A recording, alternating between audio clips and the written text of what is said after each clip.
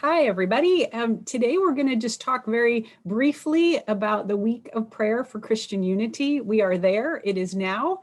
It is a global ecumenical Christian observance, and it's 8 days long. So it's January 18 to 25 in the Northern Hemisphere. And the reason it is January 18 to 25 is because the 18th is the feast of the Confession of St. Peter. And the 25th is the feast of the conversion of St. Paul. So it's that week in between those. It is important to know that sometimes in the Southern Hemisphere, the week isn't in January. It's put sometime between Ascension and Pentecost. So it's observed by Catholics and Protestant and Orthodox, and in the cycle of Protestants, also some Pentecostals. So it's widely observed around the world and by many different faith communions. Very briefly, the history has three streams that kind of came together. And in the ecumenical movement, we frequently talk about streams. Well, these three streams came together to form the Week of Prayer for Christian Unity. The first one began in 1908. A man named Father Paul Watson, who was the co-founder of the Greymoor Franciscan Friars. He proposed an octave of Christian unity, octave being 8 days long. And the friars were located in New York, and they named their primary ministry as Christian Unity. This idea of the week was later approved by the friars, sent it to Pope Pius X, and he approved that. That's stream one. Stream two, in the 1920s, some Protestant leaders proposed a similar 8 days of prayer among Christians. They proposed the days leading up to Pentecost, so normally around May. Second stream. And then the third stream in 1935, Paul Courtier of France, who was an Anglican, proposed prayer for the unity of the church as Christ wills it, and proposed changing the name to the Universal Week of Prayer for Christian Unity, calling for Catholics and Protestants to pray together. So in 1941, the World Council of Churches Faith and Order Conference changed the date from the Protestant one to reflect the Catholic one. So they were doing this prayer at the same time. In 1948, the World Council of Churches was founded, and so that increased the recognition of this week. And in 1958, a French Catholic group called Unité Chrétienne and the World Council of Churches Faith and Order Commission actually began cooperating together to create materials. In 1966, the Catholic Church approved the name change to the Week of Prayer for Christian Unity. And in 1968, the Vatican's Pontifical Council for the Promotion of Christian Unity began actually using the materials. So today, there's an annual text and there are resources that are jointly published by the Pontifical Council for Promoting Christian Unity, along with the World Council of Churches Faith and Order Commission. They work together to create the materials, and then the Grinnell Religious Institute also promotes the materials and adapts them for worldwide ecumenical resource sharing. And they've been doing that now for almost 100 years.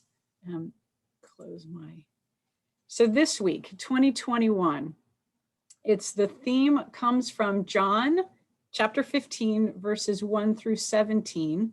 And I won't take the time to read that for you, but it's the passage about Jesus being the true vine and all of us being branches that connect to the vine. The theme officially is "Abide in my love, you shall bear much fruit." And it was discerned by the community of Grandchamp in Switzerland. Grandchamp came out of the Reformed Church and is attached, it's kind of the female counterpart to the Taizé community. So it's also connected to Bosset, and has 50 sisters from different generations and countries and continents, and they live together, and their mission is to pray for the unity of the universal church and the unity of the whole of creation. So their summary says that Jesus is the vine and we are the branches.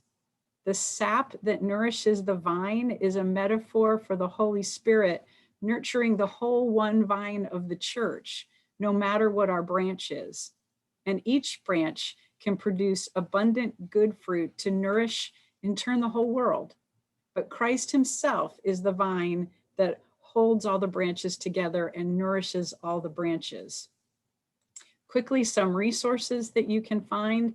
And I think we have a slide for the resources. Yeah, you can go to GEII, and that's the Graymore Institute website. And there you can find a bunch of free stuff that you can use with your churches.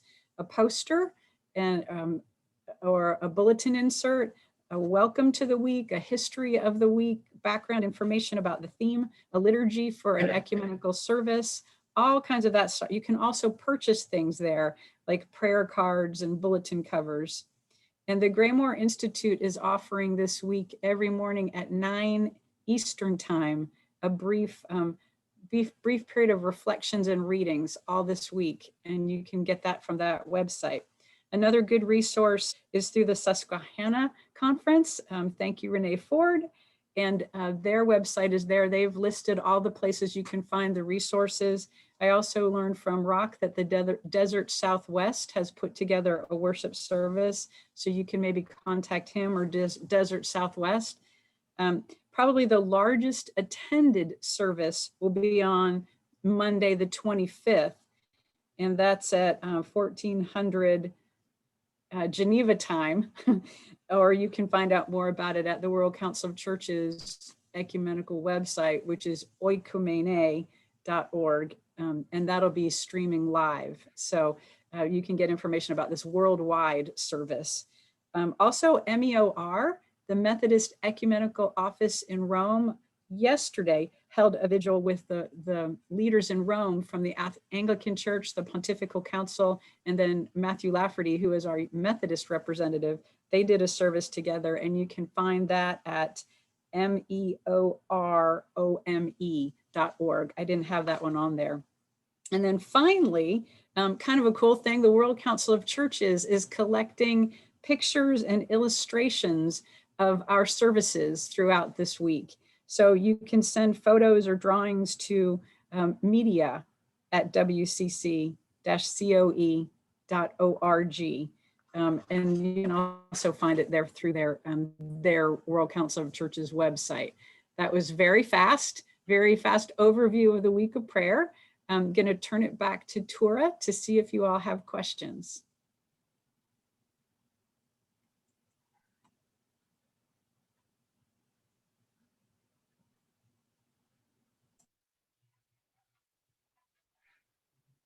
Tura, you need to unmute yourself. Sorry, thank you.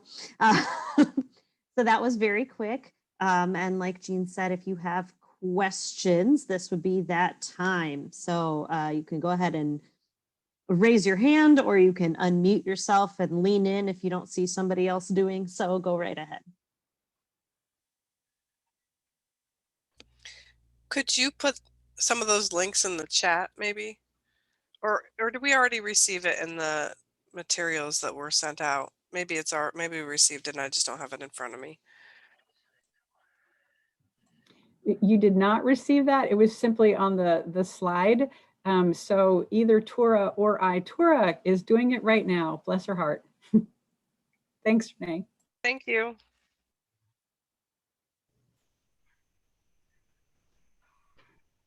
Any other questions? Or this is more by way of a comment. Brother Paul Watson comes from this area. He was from the eastern shore of Maryland, which would be in the territorial Peninsula Delaware Conference. So we have a lot of affection for him here, and most of the ecumenical activity we take is kind of done in his shadow. It's just always encouraging to me. If you ride through the little town where he grew up and where he grew up in church, you would, if you blink, you will miss it. It's a very tiny place, a very tiny church, but it's a reminder that, you know, one of the things about the ecumenical movement that is so important is we mention all these great institutions that are now nurturing, but it began very small.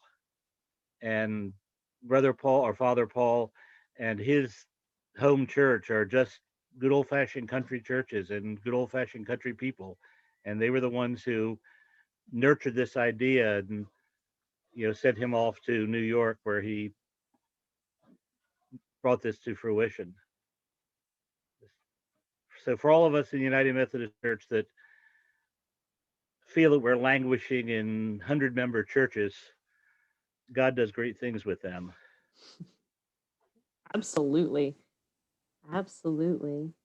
And one of the things I wanted to say, Bob, that is a great transition for this, is that this is a really easy and yet super powerful way for Christians of all different denominations, faith communions from all over the world to actually do something together and to actually show a visible example, a visible witness of unity to the world. This is a tangible thing we can do to live out Jesus's call for us to be one. And you're right, any church can do this anywhere in the world, and they are, and we're a part of that.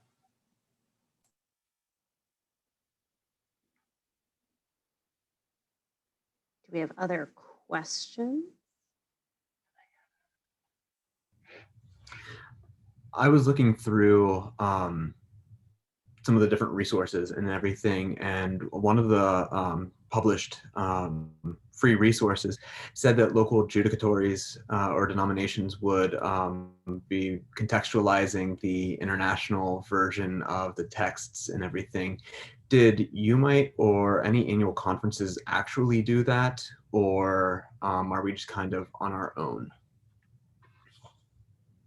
Right. I think that Desert Southwest and Rock Fremont, and also Susquehanna and Renee, they have both contextualized it and done services. I don't know if anybody else has, but I don't know. One of the things we wanted to do with this short period of time was ask what you all are doing. So good question, Kyle. Yeah, that's a perfect segue actually into, I was going to ask folks, at least show of hands to start, who has something in the works or already has recorded something. I know Virginia has one. I was not actually a part this year. Akiko looks like, okay, Robert, great. Thank you. How many of those things are recorded things that are online? Excellent. Can we, if you happen to have the links for those things, if you wouldn't mind sharing them in the chat so that folks can click on them, that would be excellent. If you don't have that right available and you want it, want to put it on the Facebook page, please put it there.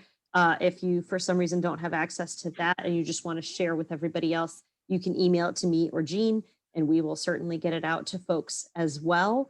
And then I was just going to ask a quick, since we've got a little bit of time, did anybody find something profound that they were able to do this year because of our technological homes, or something that was different or more available? Rock, you've got an example, go for it. So I'm actually the UCC guy in the mix. I served a United Methodist appointment 2 years ago. So that's how I got connected to your group, which is wonderful that I can continue to be involved. So thank you for being so radical welcoming of me. I'm serving this year as our conference moderator in the United Church of Christ Southwest Conference. And we cover Arizona, New Mexico, and El Paso.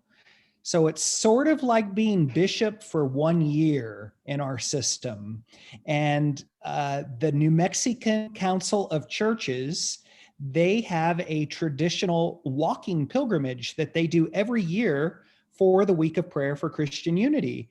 And as an Arizonan, I've never participated. Well, they've taken that online this year. They have a Google a group associated with that, and they had an opening commissioning service, and they'll have a closing service, and you walk wherever you are and take pictures along the way. And it's just a phenomenal experience to be part of that and to have this opportunity, really. So some of those positive sides of so much that's not so great right now. Absolutely. Thank you. Yeah. Yeah, I think that I'm finally starting now, almost a year later, to see the blessing in all of this, because we can do things we normally couldn't do. Our little piece of the country, which is the Delmarva Peninsula over here in eastern Maryland and Delaware, we're kind of the stepchild of so many other judicatories. And there's a lot of things we normally couldn't do if we weren't used to doing things electronically. I mean, the Lutheran bishop and the UCC conference minister are in Baltimore. Our bishop is in Philadelphia. The only folks that have a local judicature are the Episcopalians and the Roman Catholics. But normally you'd be asking people to drive, which not everybody thinks is the best use of their time or their resources, for to record a hour service. And our conference communication director, God bless him, said, "Oh, this is no problem. We'll just everybody record a piece, send it in. I'll put it together, and out it goes." And will be the second time actually we've done something like this. We did this prior to the election. Not going to say that we prayed for anything in particular, but it sure turned out okay. And I watched Joe Biden head down to Washington. Excellent.